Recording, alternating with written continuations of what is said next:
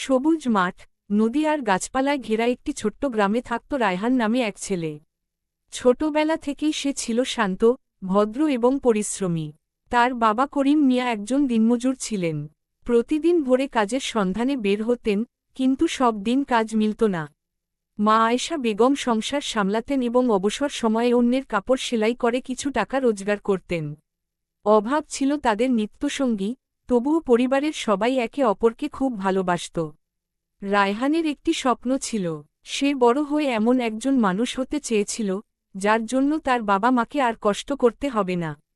তাই যত কষ্টই হোক, সে পড়াশোনা কখনো ছাড়েনি। অনেক সময় বই কেনার টাকা থাকত না, তখন সে বন্ধুদের কাছ থেকে বই ধার নিয়ে পড়ত। রাতে বিদ্যুৎ না থাকলে কুপির আলোয় ঘণ্টার পর ঘণ্টা পড়াশোনা করত। স্কুলে রায়হান সব শিক্ষকের প্রিয় ছিল।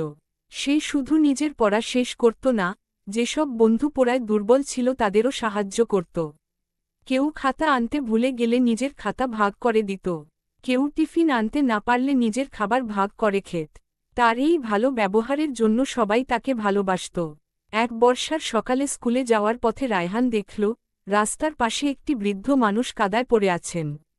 অনেক মানুষ পাশ দিয়ে চলে গেলেও কেউ থামল না।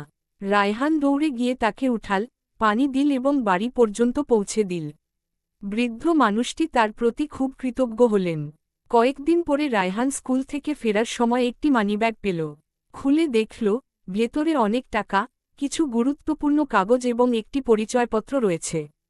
তার মনে একবার চিন্তা এল, এই টাকা দিয়ে সে নতুন বই, জামাকাপড় আর বাবার জন্য ওষুধ কিনতে পারবে। কিন্তু পরক্ষণেই সে ভাবল, অন্যের কষ্টের টাকা নিজের করা অন্যায়। পরিচয়পত্রে লেখা ঠিকানা দেখে সে মানিব্যাগের মালিকের বাড়িতে পৌঁছে গেল। দরজা খুলতেই সেই একই বৃদ্ধ মানুষটি বেরিয়ে এলেন, যাকে সে কয়েকদিন আগে সাহায্য করেছিল। মানিব্যাগ ফিরে পেয়ে বৃদ্ধের চোখে আনন্দের জল এসে গেল। তিনি বললেন, আমি ভেবেছিলাম আর কখনো এটা ফিরে পাব না। বৃদ্ধ মানুষটি রায়হানকে অনেক টাকা পুরস্কার দিতে চাইলেন, কিন্তু রায়হান বিনয়ের সঙ্গে বলল, আমি শুধু আমার কর্তব্য করেছি, এর জন্য কোনো পুরস্কার চাই না। বৃদ্ধ মানুষটি রায়হানের সততা ও চরিত্রে মুগ্ধ হলেন।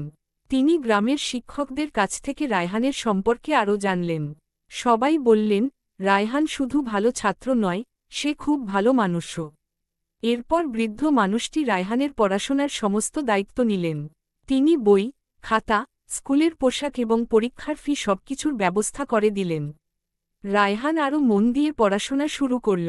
প্রতিদিন ভোরে উঠে পড়া, বাবাকে কাজে সাহায্য করা, স্কুলে যাওয়া এবং রাতে আবার পড়া, এভাবেই তার দিন কাটত। মাধ্যমিক পরীক্ষায় সে পুরো জেলায় প্রথম হল। খবরটি শুনে তার বাবা মা আনন্দে কেঁদে ফেললেন। গ্রামের মানুষ তাকে সংবর্ধনা দিল। সবাই বলল, রায়হান প্রমাণ করেছে যে দারিদ্র্য কোনো বাধা নয়, যদি ইচ্ছাশক্তি আর পরিশ্রম থাকে। এরপর রায়হান উচ্চশিক্ষার জন্য শহরে গেল।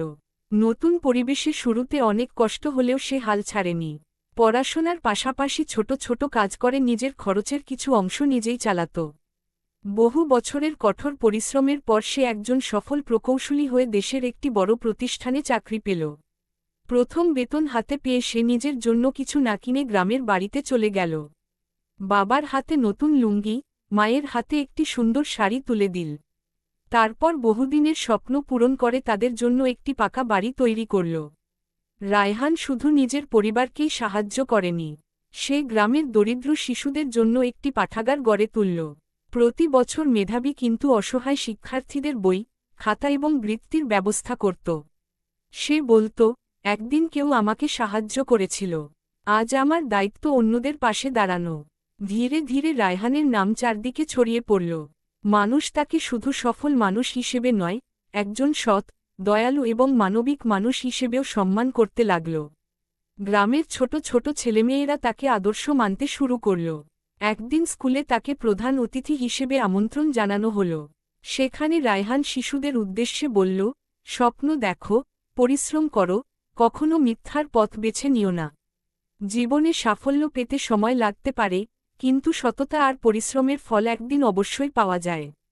তার কথা শুনে সবাই হাততালি দিল। বাবা মায়ের চোখে তখন গর্ব আর আনন্দের অশ্রু।